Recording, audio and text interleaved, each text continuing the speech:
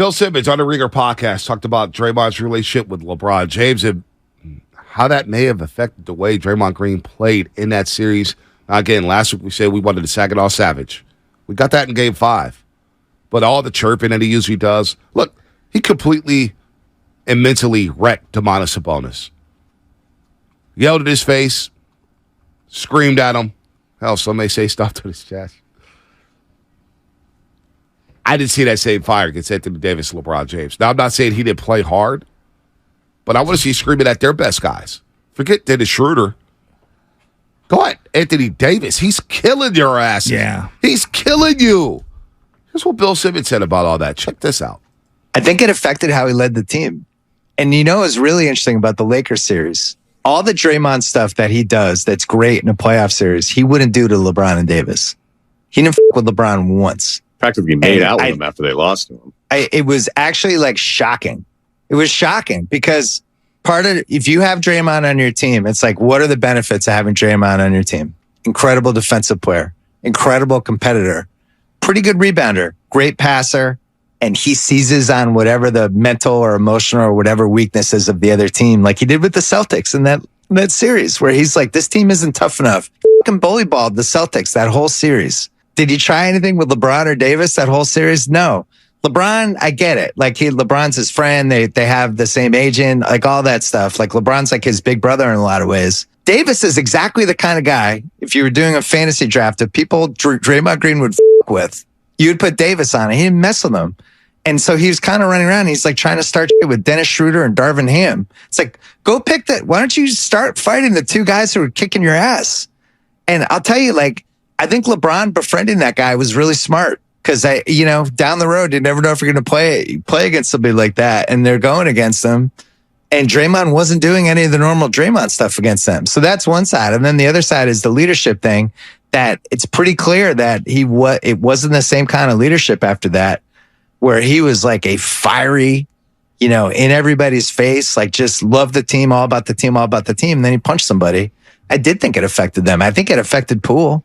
Poole was awesome last year. He sucked in the playoffs. He was unplayable. So I don't know. To me, it's like multiple moments. It's how that punch affected Draymond and Poole. It's the fact that Kuminga wanted to play and he would. Like something happened with Kuminga where Kerr was like, I'm out. He'd stop playing him completely.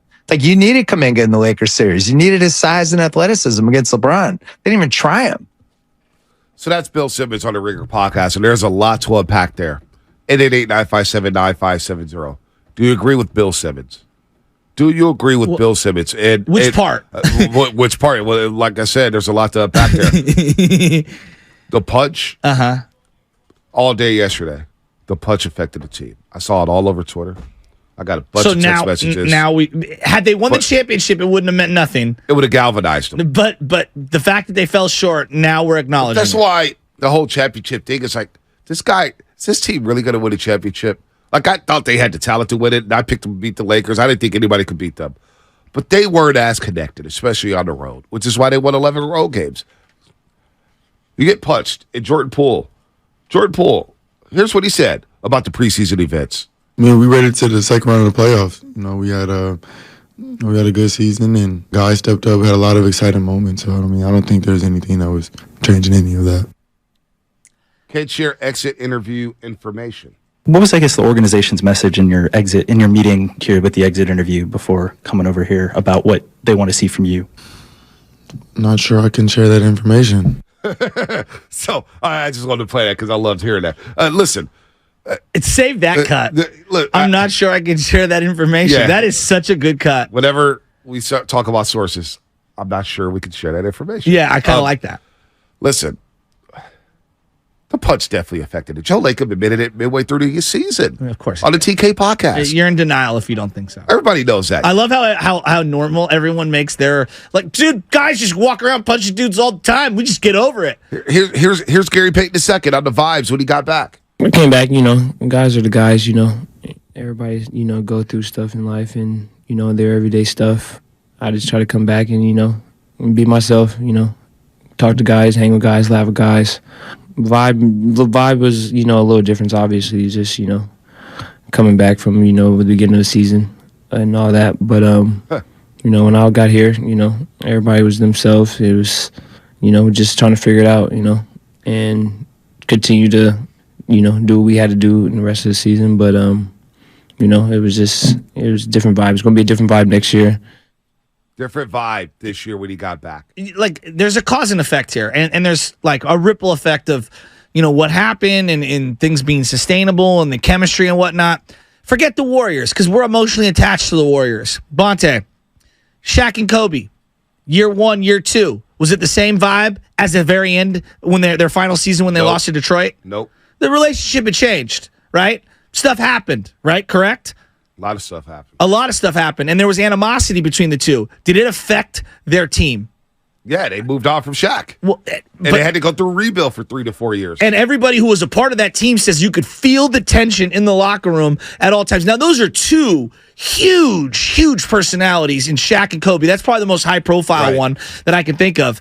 But to think that Poole and Draymond Green and this thing didn't have lingering effects, I think you're being in denial. Yeah, Jordan Poole said it. It was a business relationship. Business. 650, this is an interesting point. What's that? Comcast Business X Line. I think I agree with this.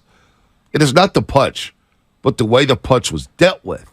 It created a rift between the veteran players and the young players. I could see that. Well, because a lot of people blame the punch and the reason why Draymond, part of the reason why he punched him. Nah, I don't know. How can anyone know? I don't know. But he did it because. But a rumor that's lingered all season long was Draymond wasn't happy that those guys got paid or were going to get paid before him. Huh. And he's like, I've been here, done that. I want my extension. Now you're going to pay this guy, and there's a lot of talk, blah, blah, blah, blah, blah, blah.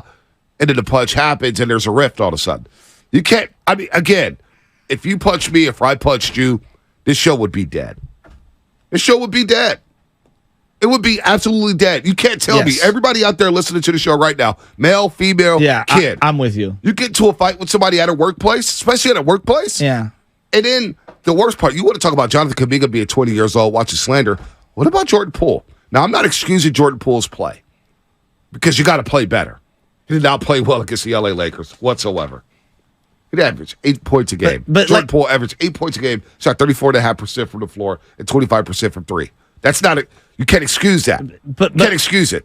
Let me just jump in real quick. You're talking about, let's say you and I, in this hypothetical, who's punching who?